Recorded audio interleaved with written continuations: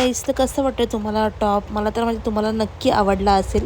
टॉपची link हवी आहे ना, तर Instagramला मला फॉलो करा आणि तिथे जाऊन कमेंट करा. तुम्हाला लिंक भेटून जाईल.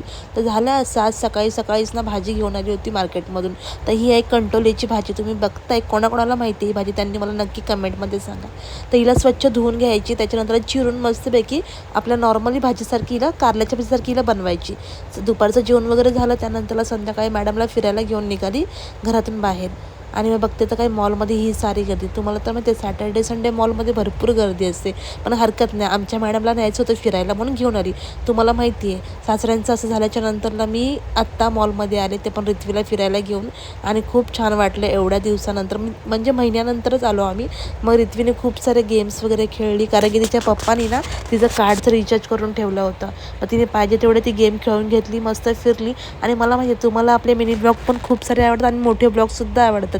तुम्ही कुठेही जाऊ नका, आपल्या चॅनलवरती असेच तुम्ही राहा कनेक्ट, म्हणजे तुम्हाला आपले मोठे ब्लॉगसुद्धा बघायला भेटतील. तर आता हे मॅगडीमधलं तिला खायला दिलं, इथं तिला पाहिजे होतं म्हणून. आणि मॅडमने इथं मस्तपैकी असं फोनमध्ये तिचे आवडीचे जेवढे पण काही कार्टून्स आहेत ते बघता बघता तिने तिचा एन्जॉय करून घेतला आणि खाऊन पण घेतला.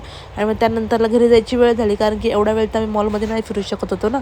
मग विचार केला चला जाऊया घरी. पण मॅडम बोलला तेवढ्यात मला की मला पाहिजे मम्मा आईस्क्रीम. मग तिच्या पप्पाने लगेच तिला आईस्क्रीम घेऊन आला. आईस्क्रीम खाल्ला. मी घरी आली. घरी आल्याच्या नंतर मी फ्रेश पण नाही झाली. विचार केला चला, येतानाच मी फिश घेऊन आली होती, हे एकदम फ्रेश आहे. तुम्ही बघताय ही कुठली मच्छी तुम्हाला माहिती आहे का? मी तुम्हाला याचं नाव आहे ना नेक्स्ट व्हिडिओमध्ये सांगेन, पण तुम्हाला माहिती असेल तुम्ही नक्की कमेंटमध्ये सांगा. आणि दुपारची सुक्या बोंबीलची भाजीसुद्धा होती. लगेच ओले बोंबीलला त्याला मॅरिनेट करून ठेवला.